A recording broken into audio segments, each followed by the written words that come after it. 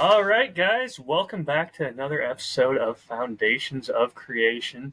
This time, I'm kind of taking the lead on this one because unfortunately, Ethan was my victim of a misplaced rant about how annoyed I was at a particular movie's writing. And Ethan can tell you that it spiraled into a mess of probably a dozen different long-winded messages about what exactly was wrong with the first 5 minutes of this movie. And eventually, I still didn't get it all out. I just said, screw it, I want to talk about this live Yeah. because it has infuriated me beyond belief. And I feel like you guys would enjoy seeing me get mad about something. I love the idea too. And to get a little more detail, this is important to you if you care about it, and to get practice being clear speaking about it. The thing that that's going to be beautiful. Or pitfalls to avoid, even with your own projects. What are these big Hollywood blockbusters doing wrong, and how can you avoid it? Yeah. The reason why you got riled up is because you're a writer. You're a good writer. And seeing someone just desecrate that craft offends you, which is exactly what we hear our podcast is about. Yeah, I'm still trying to reel in my anger at this one. So we're just gonna jump straight in with the movie that got me so mad I came up with this idea of an episode. And then I've got a short list here of a few other movies, and we can talk about what kind of made them flop. But the movie that broke me so completely was Ocean's 8, the all-female remake of Ocean's 11. And this is a movie where I had to turn it off within 10 minutes of starting the film. Only got to meet the main character, never got to even meet any of the side characters. But the main character was so unlikable within that first 10 minutes, I did not care to hear their story. It baffled me. Have you tried to watch this movie, Ethan? I have watched and succeeded in watching. Oh, you poor soul. Because of my good friend, Jack Daniels. For a long time, I know what you're talking about. I started coming up with a movie metric where it was the amount of shots of Jack I needed in order to keep going to get to the end of the movie.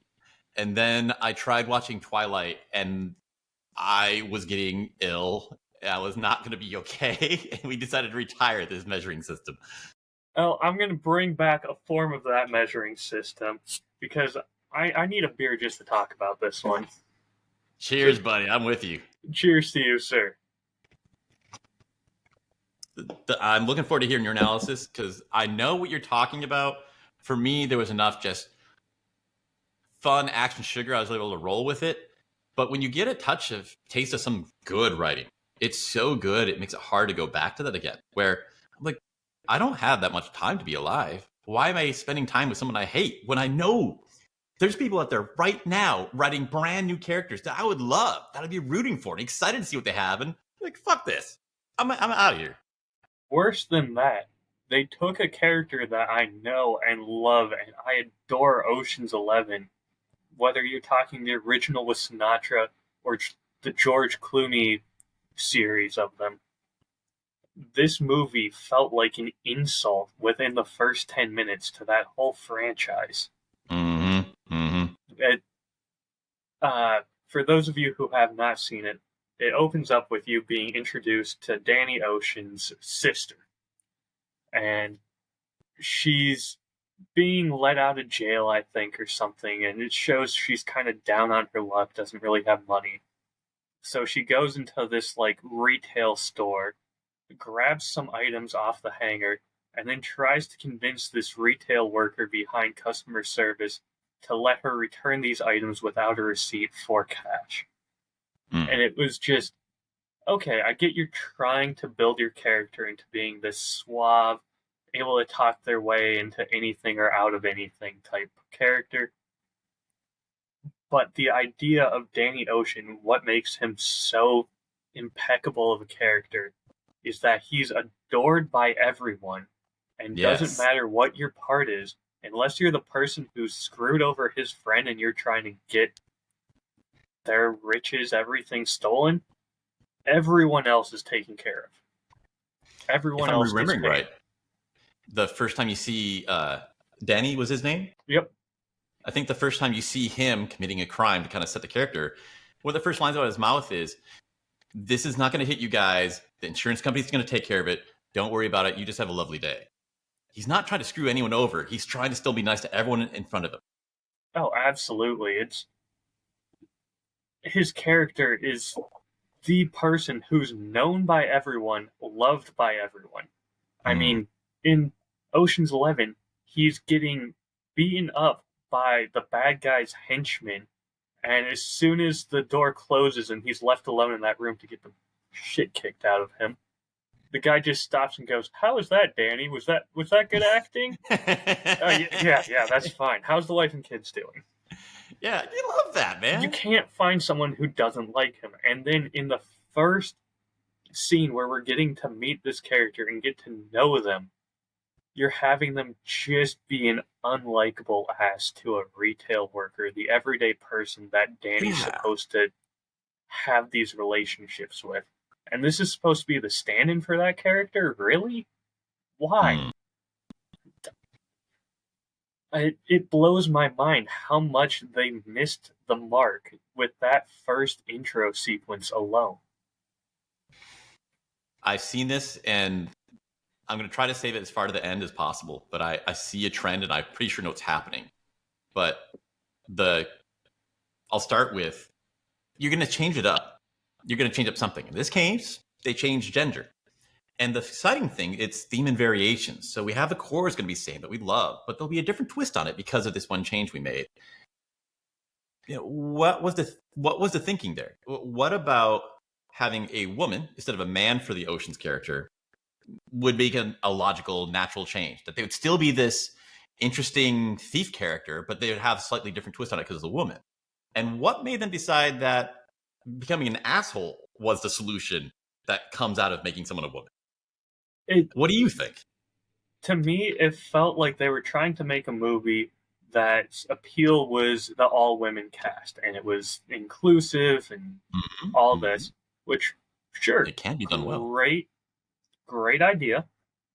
But then the first thing they did was think, well, what can we have her do right away to show that she is a strong, independent woman? Let's make her go retail shopping, and she can't even afford anything, so she has to steal it. Okay. I halfway follow this. It sounds more like you're making her... It sounds so sexist when you think of it that way, of what's the first target she should hit? Oh, she should go shopping. I'm not sure either side of that, because a lot of the things that sound sexist, I'll put it the other way. I've had stuff where I'm watching it and I go, I know this is pandering to me. This is completely hitting the generic things, and it's so right. I'm having a great time. Let's freaking go. So I could imagine that this could be a legit thing, or like, yeah, this is what a lot of women really like. But I still think there is a matter of giving a shit. Where are you going to do this poorly, or are you going to do this from their perspective with empathy, the stuff they love about it? You know, I don't understand what's stopping them from having her play poker and things like that, like the original series was built on. Why instead is it retail shopping of all? There's so many crimes you could do, and I get later on they were going to play into the whole cat burglar stealing diamonds thing. Sure. I never made it that far. I just saw you took a beloved character, made them an ass, and then had the woman go shopping at a retail store and be an ass. So I have an idea here. Do you recall what type of retail store it was? Was it high end, mid end, low end? It looked like a Macy's, if I remember. Yeah. This is completely losing the thread. If there's aspirational, we are aspirational towards Danny because he's charismatic. It's not so much about the money, but we like that who he is. You could do the same thing with this character. She doesn't walk into a Macy's and rob the place for pennies hurting people. She walks into some super high end fashion place. You know, one of those places where you actually need to have a connection to get in the door. And she masquerades as some fashion designer or even the owner of the company. and everybody thanks her as she walks out with the brand new designs that she's going to take to the next day. Something like that, where it's not just bargain basement; it's glamorous and high end. And I Absolutely. think And you that'd be hit the nail on the head. They thank her for taking it. That would be perfect. Instead of her just seeming like an ass. Where what's the appeal here? hmm. Well, I guess if you mind, I'm going to throw it out right now. I was coming up with my ideas, and there's a complete list of three main things that go wrong, and the number one biggest one is lack of empathy, where you don't write for the audience, where you're writing for yourself, and that usually turns into a fan fiction therapy session. Whoever was writing this was just feeling anger, and they wanted to release that anger out. So the characters, instead of becoming, aspirational, lovable people, become revengeful bullies, because that's what the author wants. There's been the real weird shift in who's allowed to be authors, and they are not happy, friendly people. Like when we were talking about comedy, people are like, I don't like shitting on people. I like laughing together. And now the people who are allowed to be authors are the ones who love hating people. They love hurting people instead of laughing together. That absolutely could be. I definitely could see that coming across that way.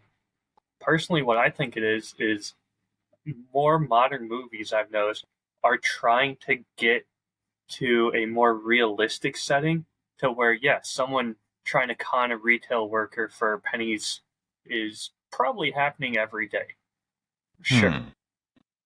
But this is a movie. I didn't come here for everyday things. I came here expecting to see a big heist movie. Show me something cool. I don't need to Yeah. see this. Because it's about preserving the tone. There's gritty movies out there where that would feel on tone, and we'd be in for it. But Oceans, I'm going to look for glamour, fun, and maybe some cool cars. And to turn that into, I don't know, I can't think of anything. I don't like a lot of serious movies. I can't think of anything but Schindler's List. Make the Schindler's List version of Ocean's 11. It's not going to fit. No. It's the equivalent of yes, but instead of yes, and.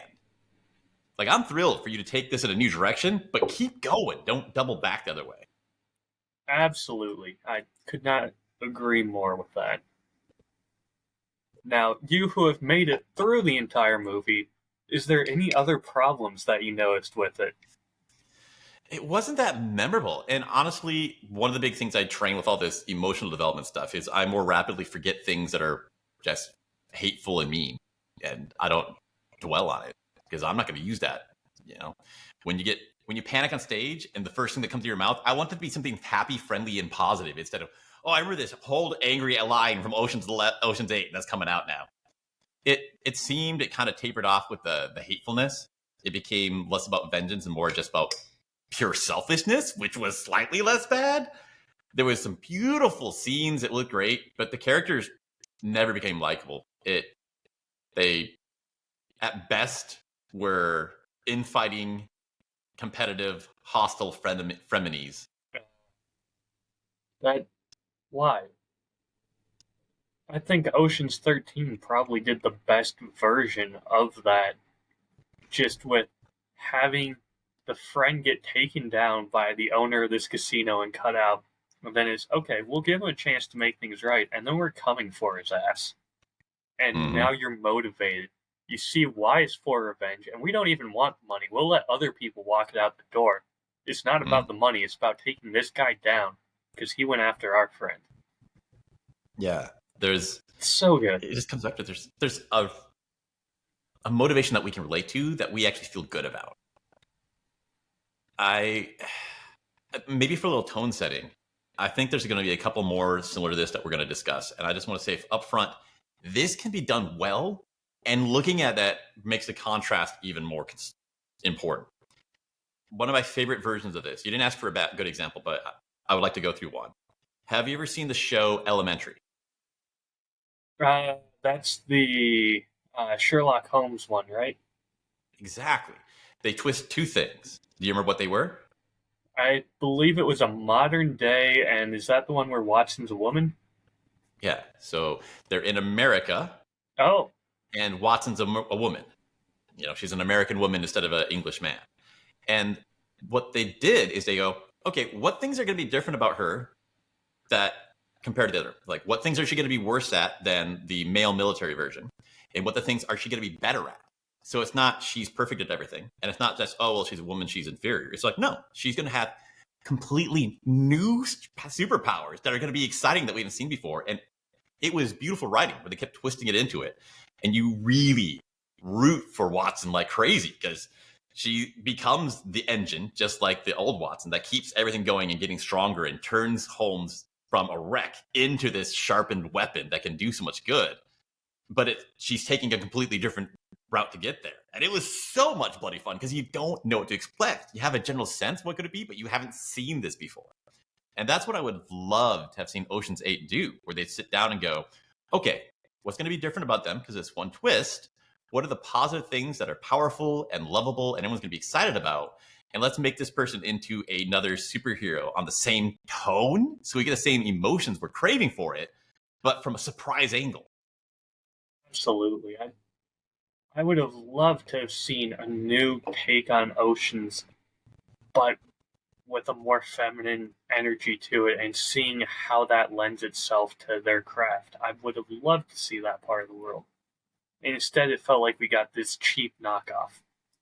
And that's what the trend I keep seeing, that it comes down to people, they don't know how to do the framing step. They can't dump all their emotions onto a journal and then have their brain and heart open to see what emotions are the audience going to feel and start filling it up for them. It's self-masturbatory, which I think is the biggest crime in writing. Absolutely. Do we want to keep talking about this, or do we want to move on to the next movie? If you haven't seen the whole movie, I'm happy to hear other examples you like or hate. Of or the learn from. Ocean's 11 genre, or are you saying the next movie and what I dislike? Next movie. Okay, Anything except Ocean's 8. All right. Actually, I'm going to group these three together. Morbius, Madam Web, and Kraven the Hunter. I haven't seen any of them, but I've seen more than 2 hours each of critiques laughing at them, which was more fun than going to the movie. You're not missing anything. I did watch the full movie of Morbius and Kraven the Hunter. I have not watched the full movie of Madam Web, and I likely never will because it was so off-putting. Let's put it that way. You can't screw up time travel. Yeah, I have no words to defend that one. Really, any of them. I mean, Morbius was so lifeless that it did so bad at the theaters, and people said, "Oh, we were just busy those days. We'll come back and see it another time." And they brought it back in theater, and it bombed again. That is the type of bad we are doing. Oh my! It's weird, but I've seen so many horrific movies in the last 5 years that if a movie is just tepid, I'm so happy. Like, I'm just chilling out. It's not remarkable, and I won't have anything to tell people about it. But it was just nice to watch a movie that wasn't full of hate, revenge, and self-pity. And don't get me wrong, some of these are not like abhorrently bad. I'm not going to rant about them for nearly as long as Ocean's 8. It didn't defend me that badly. But I also am not I didn't grow up with these stories in comic books like some people did. So for other people, I could see them being absolutely fuming about these characters and how they were portrayed. Yeah. That's a good point. I honestly hope you or someone else makes an AI version of Ocean's 8, because with a little love and a medium amount of writing talent, it's such an exciting premise. I would love to see it done well, and I don't think it would be that difficult to do now. I mean, from the episode where we did on our top movies, I included a version of Ocean's 11, but the twist was now make them redneck. Yeah, I'm looking forward to watching that. Those twists are so fun. I would have loved to see another one. All right, I'll get off that soapbox. We got other movies to talk about. So, to me, these Sony movies felt like we've already seen so many superhero movies. It's kind of a genre fatigue at this point. You're putting out something that already feels kind of stale and overdone. And then it felt like a lot of it was just, let's record something, let's rush it out, and we'll fix it in post. We don't need to worry about it right now. We just got to go get it out as soon as we can. It all felt rushed. Nothing felt good. And I've actually got an example of it pulled up. Great. Yeah, I've heard that they care so little about the writing that they'll actually just shoot the film without a script and just try to edit into a story later. I can believe that, unfortunately. All right. So, can you see this? There's a guy with a shark tooth necklace. I bet he smokes weed. You guys tell me whether you think this shot is CGI or not. She had a lot of crazy stuff around. My parents didn't like to talk about it. She said it would heal whoever drank it. Wait a minute. I see it. Crazy that they did this. What are you looking at? The acting. Look at what you became. Oh! Go back, just one shot. That shot is not the same as the other shots around it. Basically generated a shot from scratch. If they're reperforming her face, it's very well done. The rest of her head and face don't really move. It's like the annoying orange a little bit. Almost like the dialogue scenes. Found her doing different phonemes with her mouth, strung it all together in a new puppeted like mouth shape, and like just pasted that onto a still frame. Oh, it's horrific. They're probably just grabbing a moment from when she's sitting there listening and nothing's happening on her face. And for some reason, we cut to the actress as opposed to just staying on the other actor. I would like for you. All right. So, yeah, I gotta fully agree with them. And if you are not familiar with them, they are called Corridor Crew. They do wonderful deep dives into VFX, both practical and CGI. But God, they do some great work, and they're artists themselves, so they know all these tricks. They know how to do this sort of thing. So I love seeing their perspective, and I think they're spot on. This was something where it was, oh yeah, we'll just record the scene, and then it was, shit, how do we make this make sense? We'll just paste her mouth moving on top of a still frame, and yeah, why didn't you just cut to... I'm blown away by how lazy, but also how much effort they put into being this lazy. How do you do that? Writers aren't that expensive. Not only do they save you literally millions of dollars because you don't have to do this weird editing and reshoots, they make it so much better. You might almost want to ask, what is it about people who are good at writing that Hollywood hates so much? Even writing aside, just a little bit of storyboarding, knowing what shots to get, when to cut to what shots. And if you go back and fix it in post, you don't need to try and make her CGI. You can just keep the camera on him for a little bit longer instead. That's a big popular thing too. But, you know, I think storyboarding completely qualifies as a vital writing task, and they should be doing that well. But we have people like the author of Expedition 33, the Jennifer Svedberg. She wrote freaking Bibles of history. They could still afford her salary. It didn't bankrupt the whole studio. Like, there's no need to be nickeling and diming to go down to only the storyboard. And these people aren't Here's the even worst doing the part. storyboard. They have that Bible of history for that world. They have years and years of comics to work from. They already have these stories. They just need someone to come through and say, I want that part, that part, that part. Let's string it together, storyboard it, and here we go. It shouldn't be that hard. That's sad. I mean, I think most writing problems come down to an emotional problem. And the one that I hear about that makes sense here, you'll get a creator who walks in and they are just the diva. They intentionally want to change everything from the source material because they want to be able to say, this was my story.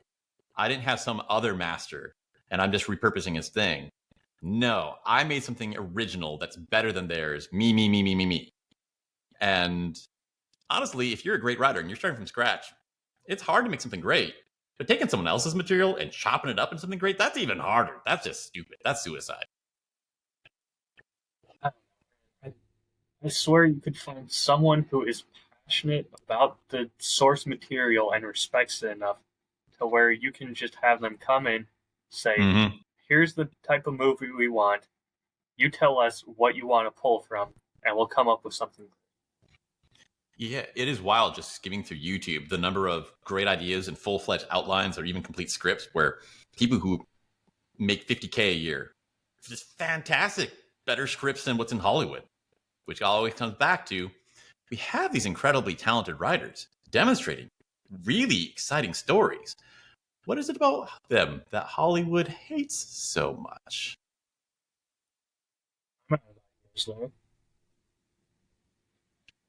We'll see if we can come up with the answer by the end. Again, these to me, they all just felt like they were soulless. I don't have anything else to say about them. The funny thing is, soulless should be cheap. And if you're still spending billions of dollars, millions to the point where you go in debt, like you could have done that really cheap, my friend. We're going to go into another superhero movie now. Oh, yes. Batman v Superman. Yes, this will tail into the one I want to get to. Yes! Yeah. I think we all know the part I'm referring to. Mm-hmm. The infamous moment where they both say Martha and stop fighting because their mothers share the same name. Wow, that is such a meaningful connection. I mean, I get it kind of shocking you, especially if you both don't know the other's identity. But I mean, come on, that just felt so anticlimactic, and I get the idea was you need them to come together to fight something else. The problem I have with it is fucking King Kong versus Godzilla did a better job of this with monsters that can't speak to each other. They literally can't have dialogue. How did you do this worse? How did they do it without the dialogue? I'm curious. Honestly, I don't even remember because it seamlessly transitioned. It went from fighting each other to, oh, this robot that the humans are working on puts out the same signals that Godzilla does, so King Kong thought he was fighting against that instead. I don't know. It makes no sense to me. But in the moment, you don't care because your suspension of reality is working overtime because you're watching a giant gorilla fight a giant lizard. You didn't come there for the plot anyways. And that's kind of where I think this movie missed the mark, was people were going to it because they wanted to see Batman fight Superman. They wanted to see that fight, see who would win. And that is the problem I had with that movie. People wanted to see Batman versus Superman.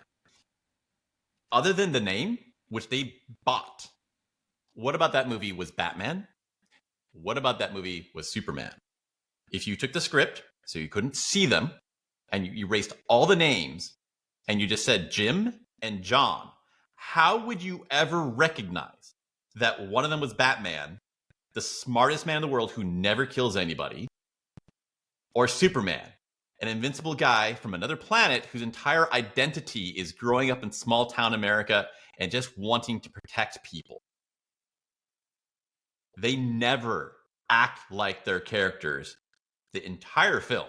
They just stapled on the name, put them in the costume, and within 20 minutes, it comes back to tone, man. It's always the tone. You feel like this doesn't feel like Batman. This isn't the friend I like that I wanted to see. This doesn't feel like Superman, the guy I wanted to see do something else. Like, who are these strangers that you're trying to lie to me that are just wearing their skin? I'm trying to remember. Is this the movie where there's the like desert scene where Batman literally has an assault rifle? I'm still talking about Batman versus Superman. I know. But Is it that in does this apply to movie or other is that things. in a different one? I think that's in one of the other Marvel movies. I'm trying to remember. I think it was one of the Spider-Man movies. There was multiverse things, and No, because I can't really keep them straight. I'm pretty sure Batman v Superman has Batman holding an assault rifle, which if is just the stupidest idea of let's take this character who famously doesn't use guns and give him a gun. Or was that the Flash movie? It was also weird because it's broad daylight and it's just trash. You got to keep the theme. You got to keep the emotional group. You can have so much room for twists in there if you just actually can hear what the emotion originally was. I just looked it up. It is from Batman v Superman. It's a specific desert sequence where he's known as Nightmare Batman, according to Google, In the day. and has a gun. Sunshine Batman. Hang on. Let me just share this with you. See if this sparks any memory of it, or if we just It hurts my retinas. completely tried to forget this. I kind of like the confit. It The looks outfit. cool, but I liked Ben Affleck Batman. it's not Batman. No. Why are you giving Batman a cloak and a gun? That's not that character that we wanted to see. We wanted to see the guy who is smart and doesn't use guns fight Superman. Yeah. Why? You completely trace it down. The level of emotional disconnect that these people have. Can you imagine what their friends must be like? Where they probably go out for drinks and don't listen to a single word of each other, and they feel just as alone the entire time they're surrounded with their best friends as they do when they're by themselves. If you can't feel what Batman is supposed to be and go, I feel that. Okay, let's add some more of that. You just don't have anything in your heart. Here's the other thing that I think that movie had working against it. I think that too many studios now are saying, how can we make this all into one universe like Marvel did? How can we set up this universe?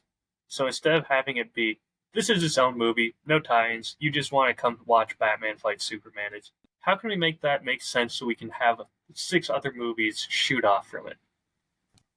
It doesn't need to stay in that same world. Just show us what we want and then give us a different world.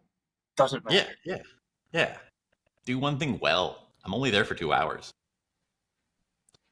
It's kind of like a YouTube ad. It's kind of like a YouTube video that's 10 minutes long and 8 minutes of it are just advertisements for the next segment. Yeah, you're spot on there. Can I tell about my Superman story? Please do. So the most recent Superman movie, I will flat out say I enjoyed. I had a good time. There was a part unavoidably huge that just ruined the movie for me because of bad writing. The rest of the movie, I still enjoyed it, but I could not take that movie seriously for shit after that point. The big plot reveal, when you get the second half of Superman's message from his parents, which is so horrific that everybody on Earth agrees this is an evil person. We absolutely hate him now because of these words we heard his parents say. At first, I'm just going to ask before we even read what the quote was. Ryan, if it turned out that my dad was an asshole, would you stop being my friend? Probably not. Because it's not me. Like, why is this even it's so freaking stupid. His parents got recorded saying this. No one ever said anything about what Superman said. So this premise is already so stupid. I don't even know. It was a full 45 minutes after this that I was expecting this was a joke or some sort of, like, there was some going to be twist to explain it. But no, this is what they were going for. But let me read the actual words that were so horrifying that if it hadn't been his parents, if they'd come out of his mouth, which would be so hoary, he's evil, we have to murder Superman right now. So it starts off nice. We love you. We're sending you to Earth because you have powers and you can help those people out there. But then the dark, bad part that gets revealed later, the people there are simple and profoundly confused, weak of mind and spirit and body. Oh, no, you're saying mean things about me. It's all true. Superman is stronger and smarter. Lord over the planet as the last son of Krypton.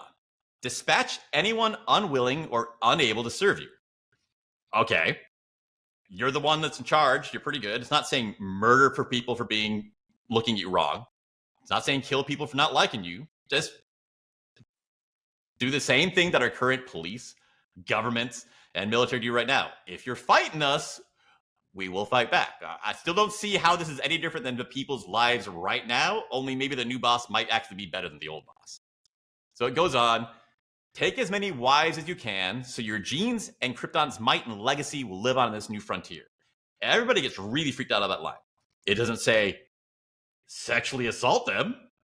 It doesn't say be mean to them. It doesn't say have sex with them and don't call them morning. It says take wives. Okay? There are plenty of countries right now where polygamy is going on right now, and those guys aren't nearly as nice, helpful, or contributing kindness as Superman's doing. So, all right. I still not seeing why we're freaking the frick out about this. Final line. It must get worse from this, right? Do us proud, my beloved son. Rule without mercy. Okay. Without mercy, that sounds a little rough, but I mean, it does. The full message does make him sound more like a dictator than what he is. And I would be kind of like, yeah, I don't really want you in a position of power after hearing this. I don't really want you to be in a position where you could make this happen, but I'm also not going to dislike you. At worst, it's a monarchy. We have monarchs on the planet right now. So, like, doesn't we're mean going to I want to be under one. That we already have, and we're going to get a better version of that. Like, okay, I feel, for me at least, I got some serious questions here, and we got to double check this guy, but there's something in here it actually says, I am going to try and make people miserable on Earth. Yeah. I don't know. People really don't like being kind of ruled over. That's why there's figurehead monarchs, not really true monarchs anywhere. I don't know. I get where you're coming from. I think I see where they're going as well, and I think they kind of just did a half-assed version of what they should have done. Yes, bad writing. We could say living in England right now where you're going to go to jail for saying the wrong words on Twitter. I think we have a lot of totalitarian governments pretending like they're not, so this is just splitting hairs at this point. But we would get at good writing. If it's something villainous, it should be clearly villainous. It shouldn't be, we should keep an eye on this guy. Like, come on. Everyone erupts into, oh my gosh, he's literally trying to steal our daughters and kill everybody. There's such a big disconnect between the reaction that they wanted to have happen and, come on, how long does it take to write these 3 lines? That they could have written a better one that actually connected those 2 things together. Now, if they said, remake the world, make it into our old home planet, something like that, all right, yeah, maybe. Prepare it for us to recreate it, something like that. All right, yeah, now we'd be worried. But just kind of rule with an iron fist. Yeah, I don't really want you in power, but at the same time, you don't seem to be doing anything other than helping us. Yeah, that's weird. Like you said, there's so many easy ways it could have gone of, and then son, try to tweak the genetics to get as close to ours as possible. So eliminate anyone who doesn't have these chromosomes every generation until we get them to this sounds horrific right away. That took me 1 line.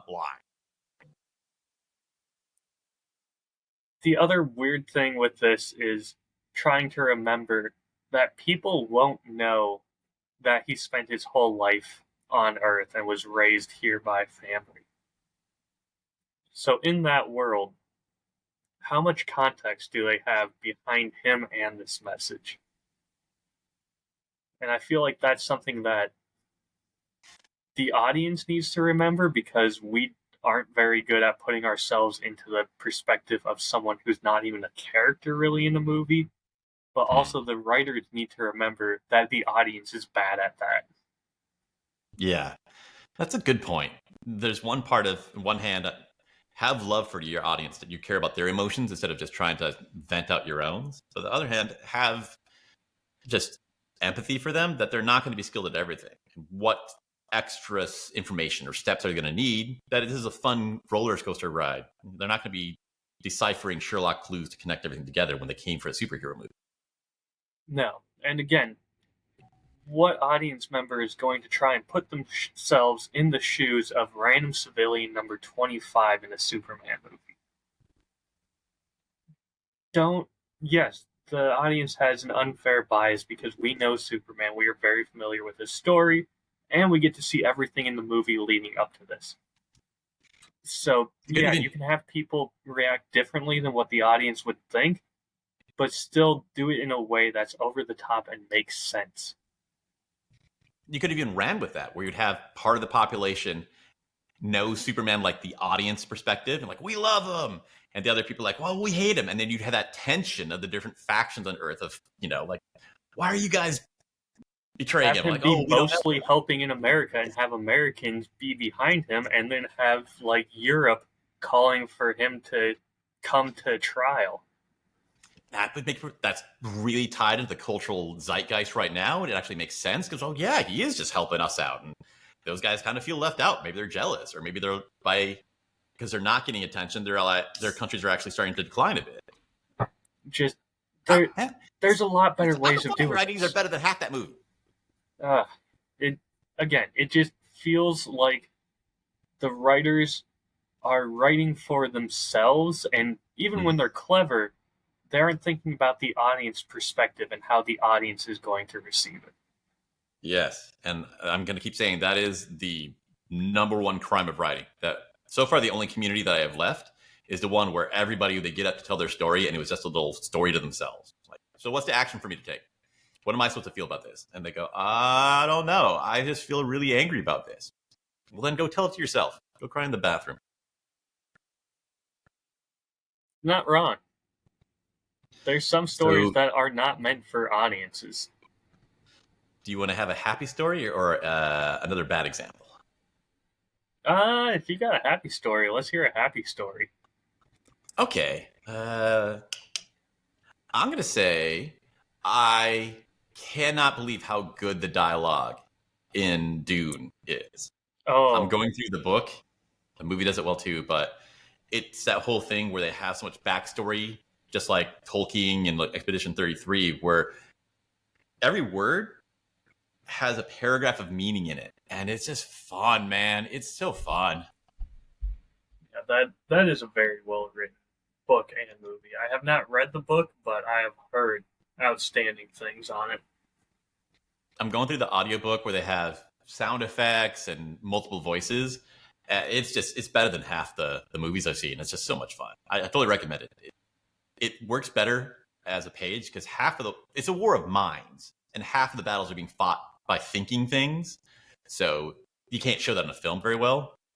Yeah, it's fun. But I'm really excited about it. The contrast was on the flight back from Boston. I watched the movie Bright. Are you familiar with that one? Can't say I am. Didn't get good ratings. The idea is it's kind of like mid-future and orcs and elves are alive, and there's this interesting cop story going on with all this magical stuff going on. And the premise is interesting. But the dialogue is terrible because there's no backstory. There's no Tolkien book. There's not even a sketch. Every single scene, it feels like an improv comedy troupe where they just figured out who their characters are right now and are making it as they go along. So there's all of, as a good shot policeman, I'm really not comfortable with orcs like you. Like, we both know all of these things from watching the last scene. Have you guys forgotten? The actors of the movie have forgotten what you knew about yourself in the last scene?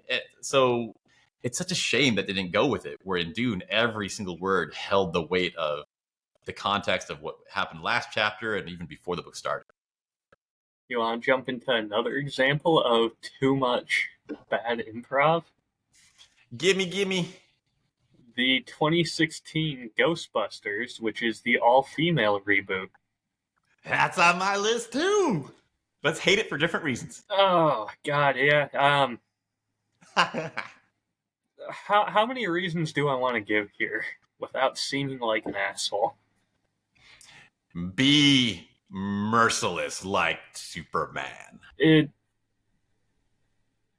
again felt like Ocean's 8, where yes, you're giving us a new perspective. I used to be an all-male team except for the secretary. Now you got an all-female team. Sure, let's see where this goes. And they got some comedians that were well known for it. You hesitated. Well, I'm trying to think of the words to not be as offensive as I could here. They got some comedians that were well known, and it felt like they handed them a script that was maybe 20 pages long and half the pages were empty, and just said, yeah, have fun with it. It felt like there was no writing.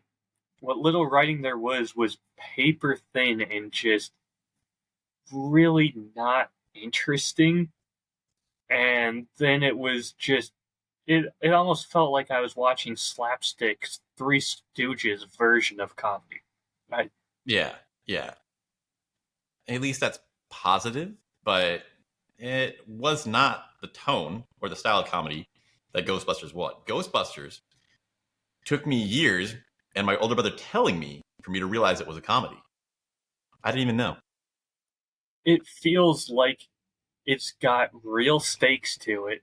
It's got emotion baked in. There's a love story and love interest.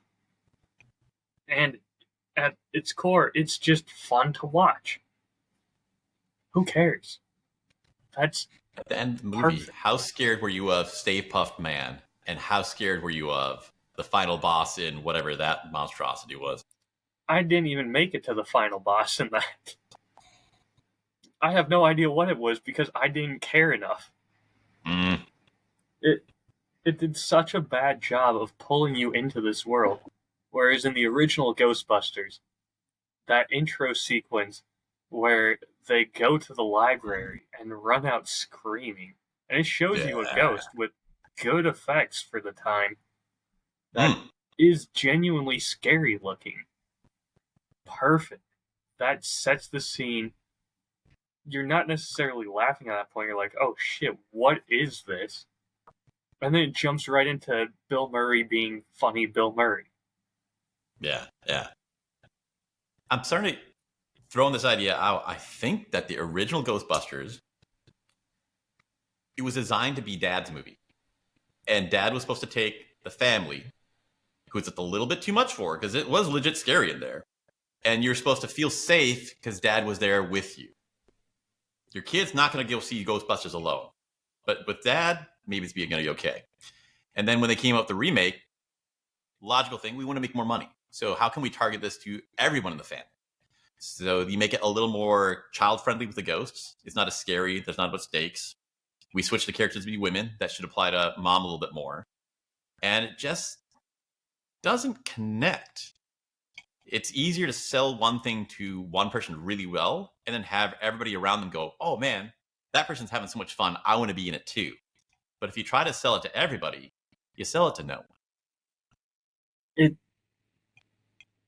I'm sorry to say it, but some of these all-female reboots feel like they're trying to play on the idea of sex sells, but also we don't want to objectify women, so we're not going to make any of it sexy. Yeah. So, okay, you're trying to sell me something with no appeal. Mm-hmm. What's the appeal then? A lot of people flat out lying to themselves about what they want, how the world works, how they connect with other people, and they end up with nothing. So I can just put out right here, Chris Hemsworth. A lot of these movies that are written bad are just flat out female revenge porn. Most women don't feel that way. But you get in a room of Hollywood writers, you're going to have a lot of angry people. So you have Chris Hemsworth. What do we hate so much? Oh, men are always talking about how sexy women are. Somehow that's a really bad thing to this real small group of people in the writer's room. So we're going to have a man and we're going to objectify him like crazy. We're going to, actually, another thing, it's not wrong to objectify women. We just want to be the ones doing it. Bullying is awesome, just as long as I get to be the one doing it. And they completely just go off on him the whole time. He had some of the funniest lines. Then you do Black Panther, the whole thing of, oh, women aren't in tech. That's so mean. Like, yeah, okay. Yeah, that's kind of stupid. They bring in a woman. And it's not like, yeah, I'm freaking great at this. Let's fucking go. She just, oh, you didn't think of that? Oh, you guys are so stupid. And she's just the condescending, everybody get out of here. You should not be in science. Asshole that they imagined that had been in movies before, when I don't really recall that at all. But it's kind of disgusting. I get trying to force a character in there and show how women are breaking down boundaries. Sure, good idea, but I feel like they're trying to overcorrect, and it doesn't work. I've worked in these industries so long, I do not believe they're overcorrecting. I think the people who write it are telling their boss, oh, I'm overcorrecting. I'm trying to get this fixed. They don't give a shit. They're angry and they want revenge. And they probably even know this is going to actually make progress on that issue harder. They don't care. I don't care this is going to make life harder for women. I just want my anger beat down. That's all I want. They don't want to fix the world. So you're saying that the all-female Ghostbusters, someone went to a Hollywood executive and said, greenlight this, it's an all-women movie showing women in power, and it's got this big name of Ghostbusters behind it where people are going to come just for the name. There's no way this goes wrong. And then they purposely made it bad to tank it and make that genre fail. I wouldn't say they perfectly tanked it. I would say there was definitely in the proposal was, this is going to be empowering for women. It's going to inspire this, inspire that. And then the writer sat down. I don't give a shit about that. I just want to show how much I fucking hate this group of people. If it helps, good. If it hurts, I don't care. I am willing to actually shoot this movement in the foot as long as I get to hurt the people I hate, which is usually how it works. You start this very conversation off with, I don't like how vengeful this person is. Can't you inspire me with someone that I'm going to want to support and be around? That would get you on board, man. I would have been so much more interested in an all-female Ghostbuster. Sure. Show us something fun and interesting about that. It can be done. You can make really inspiring women characters. It's fun.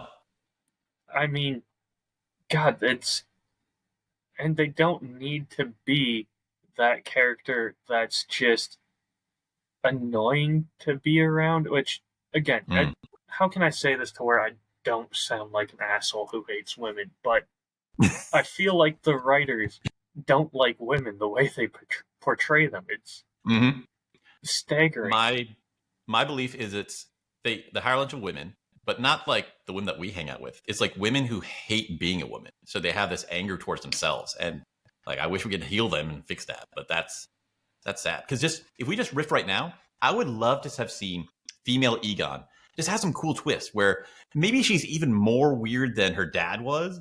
And she doesn't have 3 words because she hates talking to people, but she's just fucking brilliant as hell where it's intimidating.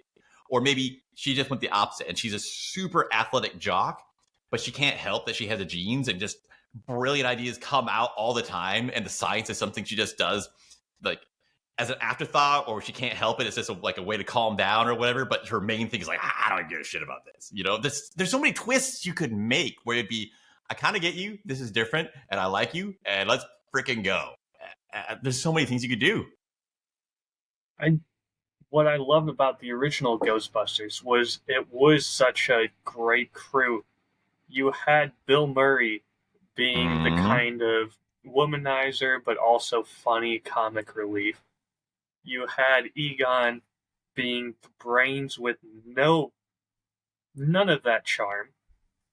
You had the weird kind of occultist. Oh God, why can't I think of his name? Ray Winston. Ray, but what's his real name? He has no real name. You know why he got in that? Oh, no, I'm going to keep on the topic. Anyways, he's kind of that weird occultist, but also smart to where it bridges the divide of why are we going after ghosts. And then we got some guy who we just got off the street and answered our job application, and he's the street smart, kind of funny guy.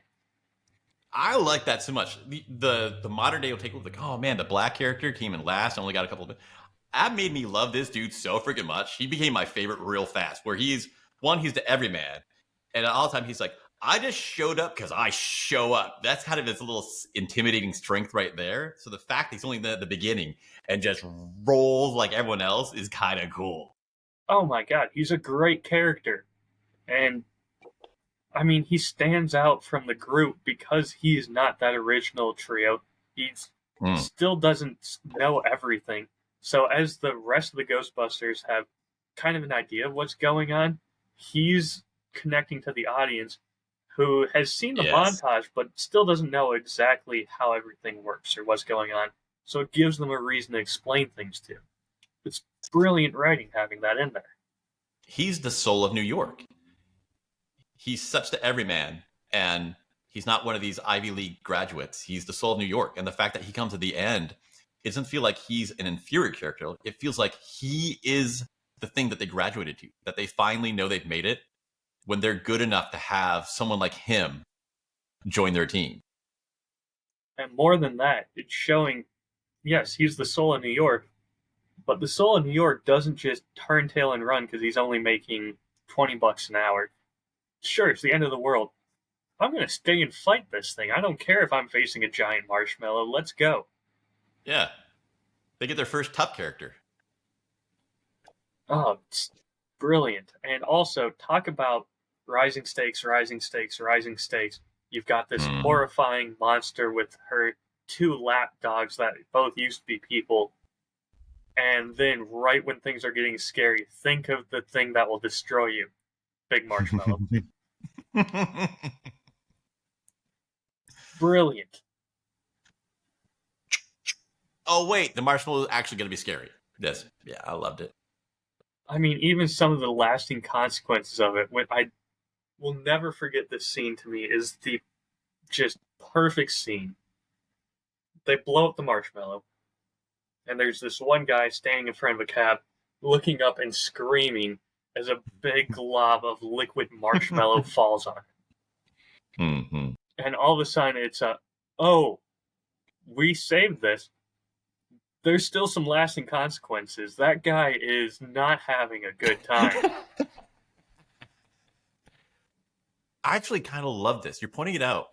The tone there does the juggling act of being right on the line between funny and scary. If it's just, I don't like horror movies. And if it's just full comedy, I don't engage in it too much. But I love the Harry Potter because it's on that line, for me at least, and Ghostbusters. Having that, it's a little scary, it's a little funny, and you're kind of never sure. It shows consequence, but it does it in a way that's amusing. It's like, maybe that guy actually died. I'm a little sincerely worried. I will never forget it because of that. It's kind of like watching the ghost actually destroy things. All of a sudden, it gives you a sense of stakes that there's danger now. I think you get to the last scene, and it's basically, hey, okay, that was just us doing it with style. Now I'm just going to show up and murder you myself with my full power. Like, I'm really convinced the stakes are high. It's so good. So good. Love that movie. I wish they had done better with the all women. I want to detour just a short. I want to hear more of these examples. But have you seen the Formula One movie with Brad Pitt? I have not yet. I've heard great things. I'm really looking forward to seeing that, man. Hey, yeah, I'm going to bring my brother out. Come back to Nashville. We could all watch it together. I think it'd be a great moment. I have listened to you talk about these. I go watch 90s and early 2000s movies lately to just, and they're so good compared. Maybe they're even just medium. It's just our stuff has gotten so bad because we're putting all our energy in putting in weird stuff in the movie instead of actually putting the writing in. And this 2005 F1 movie, it felt like one of those 90s movies where it's just going, Politics matters, but you have other parts in your day to handle that. All these other social issues, they matter. You have other parts of your day to handle that. We are just going to do a story about these people trying hard on one dream. And I feel so good where I grin for days after watching that movie. Want to go to the exact opposite in an 80s movie? Mm-hmm. RoboCop. Tell me why you hate the cop of robots. Don't get me wrong, I love the original. I actually just rewatched it today. Great movie, love the grit. Great. I think it holds up better today than it did when it was written, of having a mega corporation own the government, essentially, and the cops. Some of these future predictions were pretty good. Oh my word. I mean, we're not quite there on the cybernetics, but other parts are getting scarily close. There's probably a lab in China that has it right now. They're just not allowed to tell anyone. I'm talking about hating the 2014 remake. I don't even think I saw that one. It's not great. So one of the things that I think really makes RoboCop work is the fact that he doesn't know who he is. That is how much the corporation owns him. Because he is now just a machine. And watching him get damaged and slowly figure it out as he dreams of getting murdered and his family, and slowly breaking out of this machine to become himself. And then in the 2014 movie, they did the opposite. They took a man who was gunned down, and the first thing they do is they keep him as who he is, and he's like having a panic attack, and he says, "Show me what you managed to recover. What am I?" And they just keep taking off more and more of him until he's essentially his left hand, his head, and like maybe a lung. I don't remember. And it's him just having a panic attack. And then they go through and they basically say, he's not fast enough, he's not good enough. We're going to have the computer take over and control his body, but he's going to think he's in charge.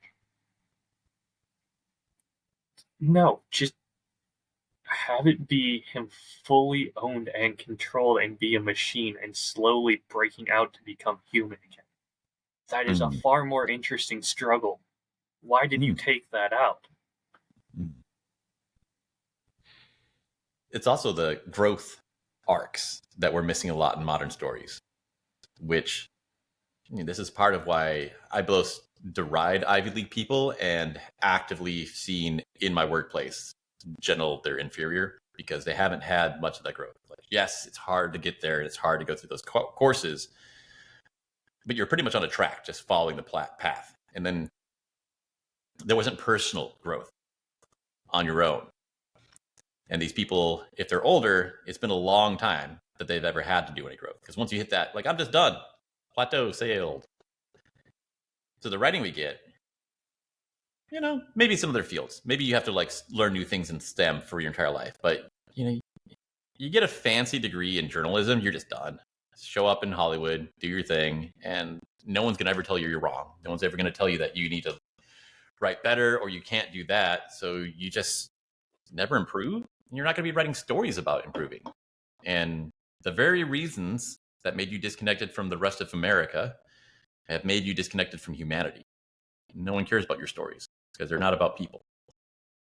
And again, the RoboCop to me was this man's struggle at becoming human again. Yeah.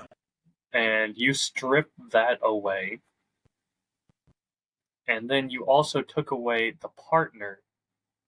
I mean, in the original movie, it was the woman cop. I can't remember the actress's name or the character's name. But his partner, who would like drive him around, and she found him when he got shot up, all that. And towards the end, she made the final stand with him. And she like saved him even with her cop car. In this one, they give him a cool motorcycle that looks like it's out of Tron. So that way he can drive himself around. Yeah. Yeah.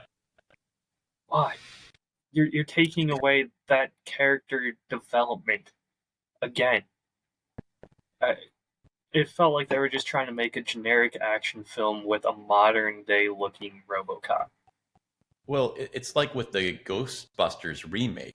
It stopped being about building up these people that we love, that we want to be a part of, and we only care about. And it's also completely, we're not trying to build up women or any kind of social movement. We really just want to tear down some group we hate.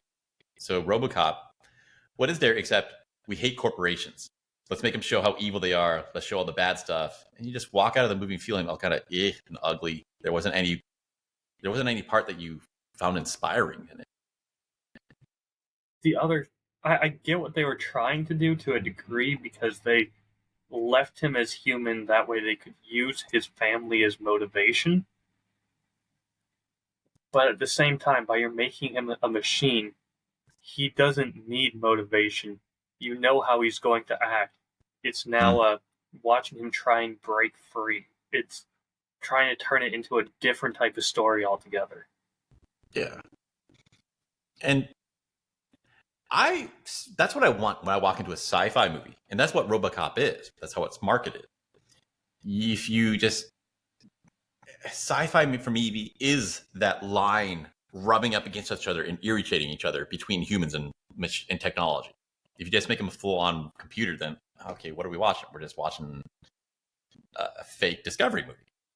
You got to have that conflict between human and technology. And what I'm saying is, you actually pointed out better than I even realized what made the real RoboCop so fucking exciting was that growth from him getting his humanity back. Oh, it's so good. Mind if I throw another one at you? Please do. I have an example of bad writing that ruined a movie that's not related to people being emotionally stunted or the weird politics of living in California. Okay. I worked hard to find one. There's not a lot of these. The Hobbit trilogy. Explain. You got great source material. And everybody seems to agree that the movies were not good. I think it just came from simply trying to expand it from one movie into 3. The Hobbit, the material in The Hobbit should not be equal length to the Lord of the Rings trilogy, which was 3 books. And by doing that, you end up with a lot of filler. It's the number one thing I've learned in my speaking skills and my writing skills is how to cut out the fat, how to be able to say all the important things so you don't miss anything, but do it faster. It has more weight, it has more emotion. You feel that roller coaster ride. It's exciting and people connect with it. And if you just pad it in 3 times as long, people stop caring. And they add the things that they added in are the things that get derided. There's a lot of goofy stuff where, I mean, honestly, what were they supposed to do? They had to find something to pad the runtime. That's the best they could come up with. If they'd kept it to one movie, I think it would have been amazing. I don't think there was vindictiveness. I don't think you actually had a lot of callous people. Probably someone came down and said, these are guaranteed to make money. So if you don't make 3 of them, we're going to shoot you for the $3 billion we lost. But I think the writers probably did their best, but you can't write well when the frame does not fit the painting. Yeah, I see where you're coming from. And I do understand that. I don't mind it so much. I see it more as a way of controlling pacing, but I do feel like it was stretched more than it probably should have. Mm-hmm. I don't think it's the most outrageous version of this, but I would say that I absolutely suffered from it. Yeah.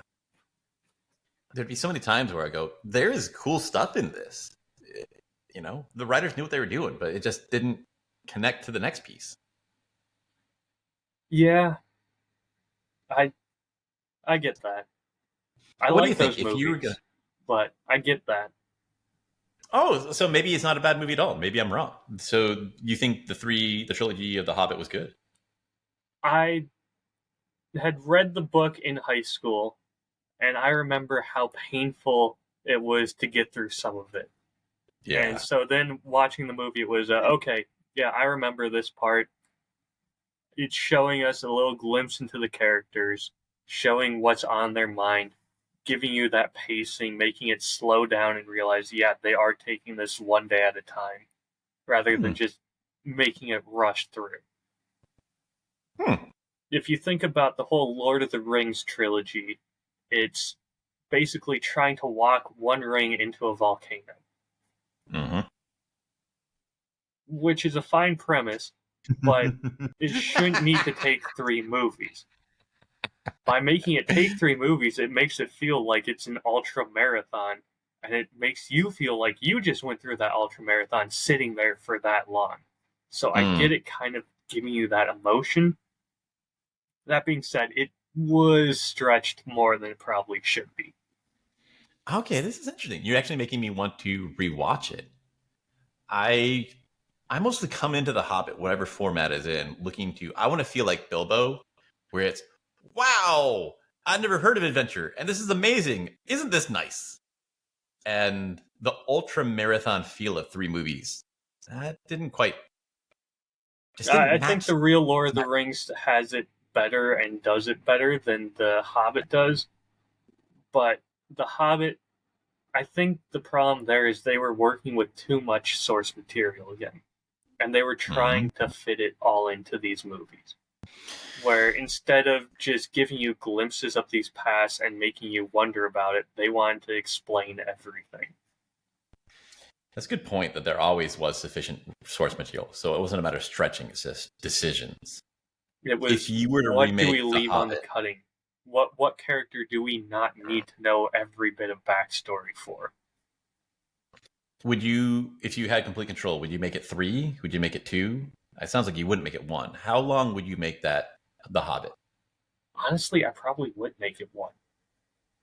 Okay. And what I would do is give you no one's backstory at all, other than little glimpses of what Bilbo, or is it Bilbo in the first one? I can't remember. Yeah, it is Bilbo. Yeah, what Bilbo finds out. That is the only thing you get to know about these people. Only his perspective. There's no little bit of backstory. We don't get to see what happens to the group while he's separated with them. Is that feeling of loneliness and wonder and what happened to these guys? I like that. That actually also makes the Lord of the Rings have even more impact, because you have that buildup of, this was inside his most pivotal experience in his life, and it was a life or death experience, and he wondered all these questions. We have a place where we get them answered. Or, if you want to do spin-off movies, have some about some of the other people's perspective. What happened to the dwarfs when you got separated and they were being held by the dragon? Let's make a little story about that. It doesn't need to be in this. Yeah. So you still get 3 movies, but one's completely Bilbo's perspective, and then another's completely someone else's perspective. I don't think that's ever been done, and that sounds fascinating. It's like, it's Rashomon, only split up into 7 movies. Could be interesting. Could be a total flop, depending on which perspective you're watching, but I feel like something where you have that much source material, that is the only time you have the opportunity to even try that. Man, right. It might be the Rocky Mountains talking, but I think this is a brilliant idea, because the whole economy right now, people spend more time talking about the movie than in the movie. They spend more time watching YouTube about the movie than actually the movie itself. And this whole idea where you made multiple movies from different perspectives, everyone will be talking about how they connected together, but you never explicitly said it. It would get such a ridiculous amount of buzz, content generated about it, endlessly people connecting all those parts together. And I want to see this happen. Here's what you also do. You wait a year or 2, and then you release a different edit of all the movies strung together to where you get the different perspectives and the full timeline. Christopher Nolan could do this, like Memento, where you can reslice it chronologically and it makes sense. Have it planned out so that they work both one at a time and stitch together, film it, put it out, make that second version like you said later on. Man, dude. Man, it makes me even more mad about the bad movies. There's such good stuff that people could be doing. If you gave us $5 million to sit around and just master writing and write more, we could come up with even better than this. Just, we're leaving such greatness on the table. Here's the other thing I would do. I would want a custom camera setup to where it's like 4 cameras centered around each other, and each one is slightly focused off from the others, so that way a different character is in the middle of the frame. Yeah. That way you can use the same shot, but it's just slightly tilted towards who the main character is of that film. And then you start getting to that fancy stuff you were talking about. Without words, you still communicated a lot. You could have just which direction we're looking at would tell you a different story. Well, even like with Craven, instead of panning in on this character, it's going to be that same wide cut, just slightly filtered towards them. The volume's going to be dropped down in this cut. We're going to have his inner monologues playing instead. And the audience who went and saw the first movie about Bilbo's perspective is going to know what's going on in this scene and remember that conversation. But now we're hearing what this other character's thinking instead of paying attention to that conversation. That sounds fun too. Oh, I would have so much fun, but it would be impossible to get enough source material to write something like that without it being a Tolkien-esque novel. The filming of it's getting easier and easier. Just to get the idea out, I think with AI, that's going to be something you could do within our lifetimes easily. Sure. So plan this out, man. You can be the one who makes this. I mean this in the nicest way possible. I genuinely hope not. I hope someone else comes up with this, because I will never be skilled enough to show you what is going on up here. Does not matter how much I try. I do not have the natural ability to it, and there is no amount of training that can get it to where what I think of and see up here will end up on a screen. I hear you. But you want to talk about something else that did not end up as intended on the screen? What's that, Ryan? The 2019 hit movie, cultural phenomenon, dare I say, Cats the Musical.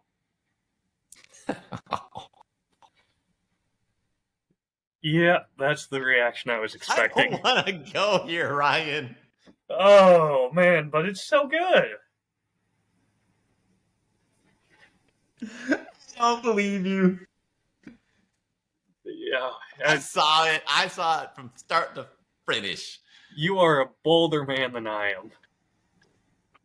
I lasted under half an hour, and then I said, God damn it, show me how it ends. And all of a sudden, there's a cat getting raptured in a hot air balloon. And we just leave her there.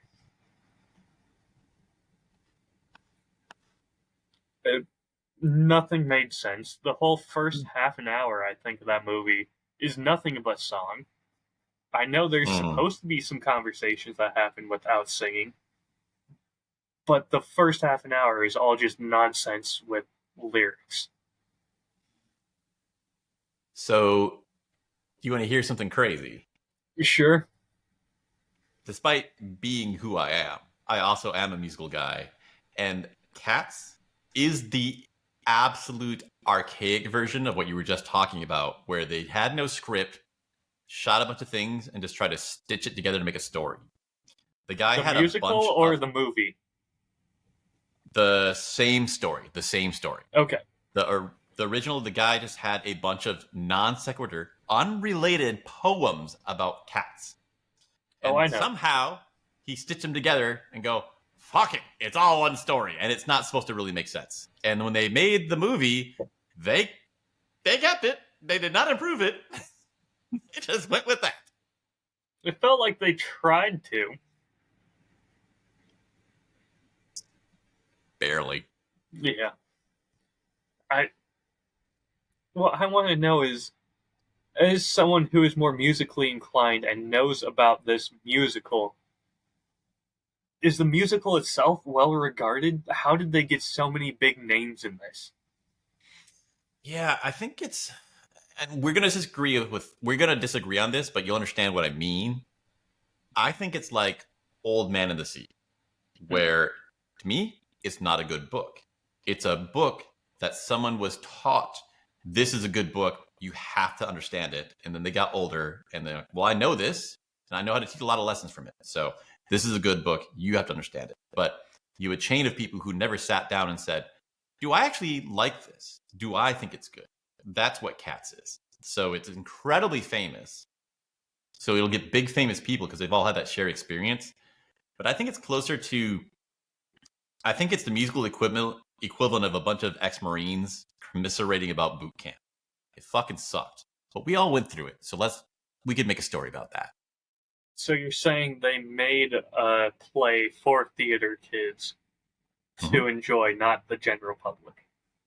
I don't think it's supposed to be even for them to enjoy. I think it's catharsis for them. It's like, you remember this? Yeah, we all remember this. Ugh. Yeah, we were in it together, buddies. See, I was looking at the movie and thinking, okay, I can see kind of how this would work as a musical on a stage. And yeah, they're not going to look as creepy cats as the CGI makes them look. They're going to be people who are ballet dancers with maybe cat ears on and a fake tail. I could see how that works and how it's supposed to be like the Lion King musical, where your suspension of belief is helping out a lot. And the problem is, I feel like they damaged that by trying to make them look more like cats. The uncanny valley. Yeah. That valley's there for a reason. Oh, they turned it into an uncanny canyon. They saw that valley and they just started digging a big hole. Because there's a lot of emotional strength you get from like an animation, a cartoon, and you go, this isn't real, so we can laugh a little bit more because we are certain it's not real. But when you start trying to make it look like a real New York street with real cats, and then you started getting to, are these people really dying? Are they actually having cat sex? What is Mr. Elba doing here? It turns from a funny thing to a dark thing, and that is not the tone we were looking for. No. I don't know what the tone of that is. Because at parts it's trying to be comedy, at parts it's trying to be creepy, scary. At parts uplifting, I guess. We're supposed to feel good about just sending this cat away in a balloon and it just disappears into the sky. I don't know. It comes back to Ghostbusters nailed being creepy and funny at perfect balances. It's hard. It's incredibly powerful, but it is hard to nail that. And Cats swung and a miss. Yeah, there's also the fact I don't really have anything else to say on that one. Drugs. I assume. A lot of art was created by people on drugs for people on drugs. And without them, they do not fit. Yeah, but I feel like you can find some old Hollywood movies that were made purely because of drugs and are good. I would bet money that It's a Wonderful Life was made by alcoholics who had a couple other things in their system. Probably. All right. Which one do we want to hit next? I got about 5 more minutes before I start getting dressed. All right. Let's just skip to what I think is the most egregious offender. Let's put it that way. The War of the Worlds Ice Cube remake. I am so far from ever watching this movie. It feels like it doesn't exist. It feels like a YouTube. It feels like there was a TikTok reel It's not real. I did not actually believe that was a real movie. I thought it was an Amazon ad. And watching it, it felt like one. The ad placement was horrendous. I mean, at one point, Ice Cube's character needs a flash drive to upload the Save the World virus, whatever. And the other character, like his daughter's boyfriend, whatever, says, "Oh, just hit Amazon. You actually have to order this. I'll walk you through how to order something on Amazon. And you have to click air drone. And I've been practicing with this little drone. I'm a really good pilot. I'll get it to you. But you need to hit the order first. Otherwise, I can't use the drone." So he's walking Ice Cube through how to place an Amazon order. Little window into how much of our media is actually propaganda and not supposed to be entertainment at all. This Jesus is just for Christ. money, so we can see it easier. Oh my God, it was... Again, I've mentioned this a lot, but suspension of belief. And I think Lord of the Rings is one of the best examples of this. They talk about... one of the production guys talked about how we don't care where the light source is coming from. Yes, it's night, but we want you to see what's going on. And you're invested. You're not going to care that you can see full details at night. That's suspension of belief done right. This was not. This felt like a really bad ad that would come on during the Super Bowl, to where you saw it and knew it had too much of a budget, but was kind of funny and entertaining, so who cares that it was bad? That's what the movie felt like. And for a full movie to be that way is just so off the mark. There's a lot of movies that make more off of their product placement than they do off of the ticket sales. So they don't even care if you like it. It really is just an ad. Oh, that's so disappointing. A slight twist on that, which I'd like to get into in the future when we have more time to research, but I don't care if a movie's popular in China. Those ticket sales, those dollars don't add up to any indication of, am I going to like this? So I would really love to look into movies, just strip that out. What is only the domestic sales of movies? Because I'm looking for how much someone like me is going to enjoy this. You know, I'm happy for them. That's great. But we're talking about our ideas. So we could look at the movies that are touted as big, but were only popular abroad and go like, all right, what did those guys like about it? And then look at the movies. This was real America only stuff. This might hit us a little harder. That'd be fun to do. That would be interesting to see. Okay, I'm thinking, I have to go soon, but I'm thinking this has been really fun. It's been nice seeing you steer and run everything. We should try and do a live stream through a movie sometime. Oh, that would be a good one. Good or bad movie? I don't think I'm equipped to answer that question right now. What do you think? Like, think about it, digesting that beautiful brain of yours. Let's come up with something. I think we should try this. My little experiment with Expedition 33 streaming was interesting. I think this would be fun to do together. Game. All right, dude. Awesome. Let's do it. Looking forward to it already. Any final thoughts you want to leave us with? I want to hear if anyone has any ideas on how they would fix any of the movies we mentioned. Oh, man, that's a good question. Yes. I want to just leave everyone with a reminder. The golden rule of writing. Write for your audience, not yourself. That's a journal. I've got one more question for the audience. I want examples of all-female cast movies that were good. Because we had two examples of one that I think are really poorly done. And I know it can be done good. I just cannot think of a good example off the top of my head. Yeah. I like that question. Yeah, cool. All right. Well, Ethan, it's been a pleasure as always. Thank you for letting me kind of run with my rant for a full hour and a half now. I love seeing you fired up, and man, every time you talk about writing, I have a great time, dude. Oh, it is absolutely my pleasure. All right. Until next time, see you guys.